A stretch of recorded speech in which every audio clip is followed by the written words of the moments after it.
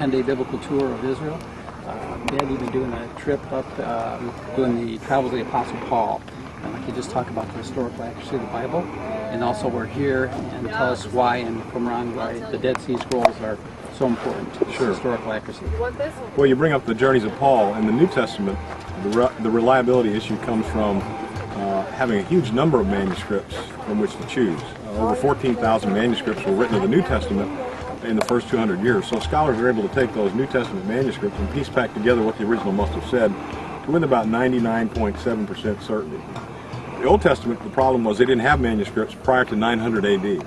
And of course the real question then is the Bible Jesus quoted the same Bible that we have today?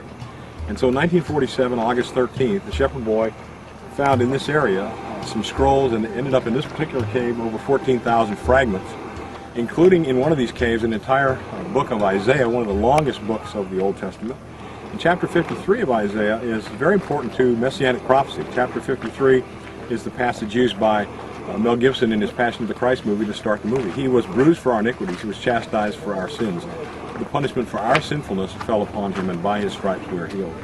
So again, when they found these scrolls, they were able to take, for instance, the book of Isaiah, chapter 53. There are 166 words in that chapter. Only 17 letters had changed over 1,000 years. 14 of the letters were minor spelling changes. For instance, my mother-in-law's English, and when she spells the word color, she spells it C-O-L-O-U-R.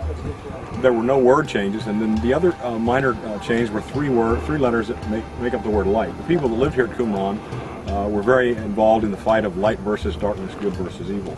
So again, we can be assured that the Bible Jesus was using 2,000 years ago in the Old Testament is the same Bible that we have today. The scribes were very meticulous. They copied it mathematically. If they made a mistake, they started over. They had to know which letter of each book was 1/4 of the way through, 1/10 of the way through, 1/2 of the way through.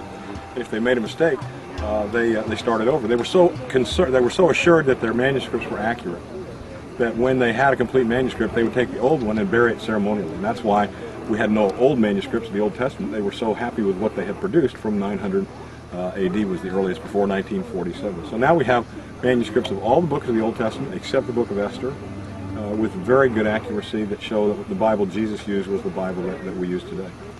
What's been the most moving? This is your 16th tour of Israel.